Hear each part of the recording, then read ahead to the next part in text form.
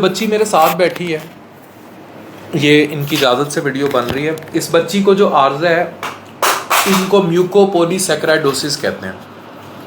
उधर ही फोकस करें। इसमें होता क्या है कि इसमें बच्चे को इनहेरिटेड लाइसोसोमल स्टोरेज डिसऑर्डर होता है। इसमें बेसिकली ये बच्चा सफ़र करता है वही कज़न मैरिज।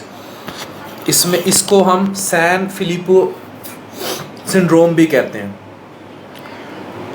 इसमें स्वीयर न्यूरोलॉजिकल सिम्टम्स होते हैं। बच्चा याददाश्त खो देता है, एग्रेसिव बिहेवियर होता है, हाइपर एक्टिविटी होती है, सीजर्स होते हैं, कुछ डेफनेस हो जाती है, vision loss in the and, बिनाई का चले जाना, रात सो ना सकना, और ये सारा कुछ प्योर किस्म का जेनेटिक डिसऑर्डर है। और इसको पाकिस्तान में जेनेटिक्स को डील करने के लिए बहुत बड़े शोबे की ज़रूरत है। अभी हम बड़ी बेसिक्स पे डील कर रहे हैं।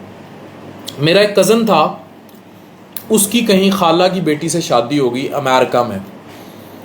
हर महीने उसकी बीवी का वो जो पेट में पानी था उसकी सैम्पलिंग करके, कोरियोनिक विलस सैम्पलिंग वट वो करके उसको चेक किया जाता था कि उस बच्चे को कोई किसी किस्म की एबनॉर्मेलिटी ना हो। पैदा होते ही उस बेचारे को कोई, और अगर इस तरह का शुरू में बहुत अर्ली टर्मिनेशन ऑफ प्रेगनेंसी की जाती है, बता दिया जाता है। पाकिस्तान में मैंने 8 बच्चे विल्सन डिजीज़ के एक ही ख़ानदान में जिगर के देखे हैं, जिनको जिगर के कॉपर के मसले होते हैं। कॉपर जिगर पैदा करता जाता है।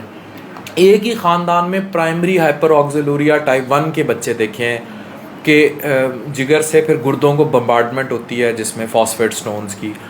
एक ही ख़ानदान में 8 बच्चे थैलेसीमिया के, कसम खा के कह रहा हूँ, रिस्क की जगह पे बैठा हूँ, मैंने देखे हैं अपनी आँखों से। जबकि अमेरिका में अभी बच्चे की हड्डियाँ बन रही होती हैं और वो चेक कर लेते हैं। पाकिस्तान में इन बच्चों का क्या कसूर है? इनका क्या कसूर है कि ये जो है ये जेनेटिक टेस्टिंग ये आम नहीं है। अभी ये जो भाई बैठे हैं कहते हैं मैंने अपनी कज़न से शादी करनी है। अब ये भी कज़न मेरी भतीजी है और कज़न मैरिज हो गई है। अब हम जेनेटिक टेस्टिंग किस तरह करें? ये जी म्यूकोपॉलीसैकेराइडोसिस होती है सारी, ठीक है। और सेम इनके फीचर्स होते हैं, वेरी पुअर लाइफ स्पैन। और इसमें बेसिकली ये अमाइनोग्लाइकेन्स जो होते हैं उनका डिफेक्ट होता है। Bone, cartilage, tendons, cornea, skin, connective tissue सबका डिसऑर्डर शुरू हो जाता है और ultimately patient lack this way. Pakistan में थैलेसीमिया की स्क्रीनिंग का एक प्रोग्राम पंजाब ने शुरू किया था जिस पर वो काम भी कर रहा है। रेस्ट का क्या? अब 25,000 में से एक बच्चा अमेरिका में पैदा होता है इस बीमारी को लेके। यहाँ कितने होते होंगे किसी को नहीं पता, कोई इन्वेस्टिगेशन करने को तैयार नहीं है।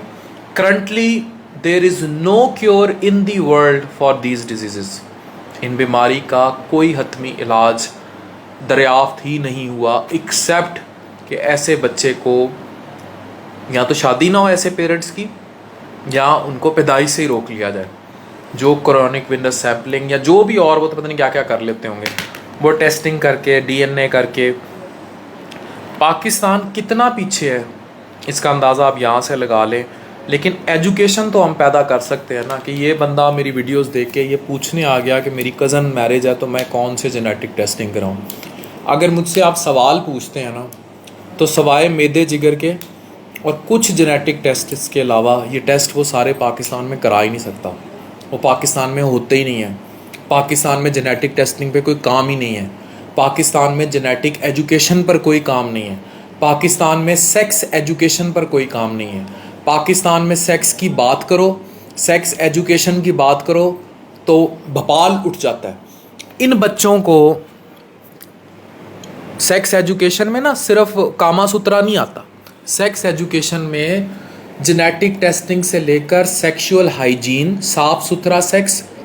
मेरे पास इसी कुर्सी पे कल एक खातून आई, उसको जी मुंह में सारा फंगल इन्फेक्शन था, उसका मियाँ मेरे सामने बैठा था। मैंने उसका एड्स का टेस्ट कराया, उसका बच्ची का एड्स का टेस्ट पॉजिटिव आ गया, HIV। अब मुझे समझ नहीं आ रही थी मैं उसके मियाँ को कैसे बताऊँ, उसको भी होगा। पाकिस्तान में शादी से पहले बेसिक टेस्ट ही नहीं किए जाते भाई। हेपेटाइटिस बी, सी, HIV, कुछ भी नहीं किया जाता। कज़न हो ना हो, बेसिक टेस्ट का तो हक हर किसी को होना चाहिए। हम में से कोई इन बातों पे बात करने को तैयार नहीं है। फौरन यही कोई पॉलिटिकल ट्रेंड हो, लोग फौरन निकाल लेते हैं और गालियां देनी शुरू कर देते हैं, बदतमीजी शुरू कर देते हैं, और फिर जो एक गंदी आदत है हर चीज़ में मज़हब घुसाते हैं। मुझे बताएं, ये बच्ची पैदा हुई है, अगर इसकी जेनेटिक टेस्टिंग हो जाती पहले और ये सब मामला रोक लिया जाता तो ऐसी अजियत से तो बेहतर था ना। हम लोग कहाँ खड़े हैं? खुद फैसला करें, इस बच्ची को देखें और ख़ुद फैसला करें कि हम तालीम में कहाँ खड़े हैं, हम शऊर में कहाँ खड़े हैं, हम एजुकेशन में कहाँ खड़े हैं, हम सेक्स एजुकेशन में कहाँ खड़े हैं। देखें, जब हम बात करते हैं ना जेनेटिक प्लस सेक्स एजुकेशन की, इट मीन्स कि उनको आप शुरू से बताएं। It doesn't mean everything you watch on XNXX via VPN। उसका मतलब सिर्फ ये नहीं होता, उसका मतलब ये होता है कि teach them everything you could. जैसे इसने सवाल किया, जी कब है आपकी शादी? तकरीबन दिसंबर जनवरी में। दिसंबर या जनवरी में आपकी शादी। तो जेनेटिक टेस्टिंग का जितना मुझे पता है उतना तो मैं आपको बता दूंगा। कम से कम आप कुछ बेसिक टेस्ट ज़रूर कराएं, और इस बीमारी से रिलेटेड तो जेनेटिक टेस्टिंग आपकी लाजमी होनी चाहिए, जो आपकी इस भतीजी में आई है। तो जिससे शादी कर रहे हैं वो क्या लगती है? खाला की बेटी का। तो इस बच्ची की वो क्या लगती है? खाला ही है। इस बच्ची की भी खाला है? यानी कि आपके भाई जिस घर में जिस खातून से ब्याह है और ये पैदा हुई है, आपकी शादी भी उसी घर में किसी उसी लड़की से हो रही है। तो देखिए, अब आपको तो जेनेटिक टेस्टिंग की स्पेशली इस डिसऑर्डर रिलेटेड बहुत ज़्यादा ज़रूरत है। जी बिल्कुल। ये था कि आपकी वीडियोस हम देखते थे, ये नहीं पता था जेनेटिक टेस्टिंग में होता क्या है, कौन करता है, कहाँ से होता है जेनेटिक टेस्टिंग। देखिए, ये वाले जो रेयर डिसऑर्डर्स है ना, इनकी जेनेटिक टेस्टिंग अगर कोई इदारा इस मुल्क में कर रहा है तो कमेंट्स में कमेंट करें, हमारी टीम खुद ही इन शख्स के साथ इनको थ्रू करा देगी। ये लाइजोसोमल स्टोरेज डिजीज़ हैं, कोई भी जो मेरे इल्म में है मैं इनको वहाँ उस इदारे तक भेजूँगा। इससे ज़्यादा एडवांस इदारे मेरे इल्म में नहीं है।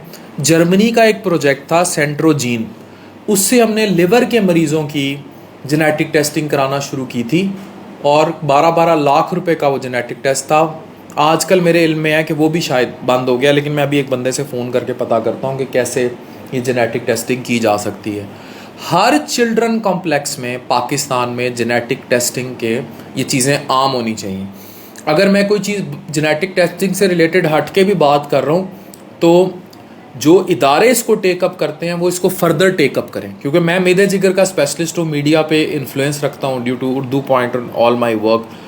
इस इन्फ्लुएंस को कैडर करके इनकी हेल्प करें, इन बच्चों की भी, उन नस्लों की भी। और ओवरऑल पाकिस्तान में अब वो वक्त आ चुका है कि सेक्स प्लस जेनेटिक एजुकेशन को आम किया जाए, हर बंदे को ये तालीम दी जाए। अगर आप ये नहीं करेंगे तो बहुत भुगतेंगे। और कुछ कहना चाहेंगे आप? बस यही है, जेनेटिक टेस्टिंग लाजमी करवाएं शादी से पहले, क्योंकि हमने तो बहुत ज़्यादा सफ़र किया है इस मामले में। कोई डॉक्टर हमने नहीं छोड़ा, जहाँ भी जाते हैं वो कहते हैं भाई ये मौरूसी बीमारी है, इसका कोई ट्रीटमेंट नहीं है। वो तो मैंने इनको बता दिया जी। सो जिम्मेदार कौन? सरकार नहीं। अभी आपको पता है 40,000 ख़वातीन ने सितंबर में सिर्फ डिलीवर करना है, सिर्फ सिंध में, सैलाब ज़दा इलाके में। यार कोई बताने वाला नहीं है इस मुल्क में कि जनाब आप गधे घोड़े बकरे नहीं हैं, आप इंसान हैं। आप बच्चे देख के पैदा करें, लिमिट पे पैदा करें, शादियां करें तो ठीक करें।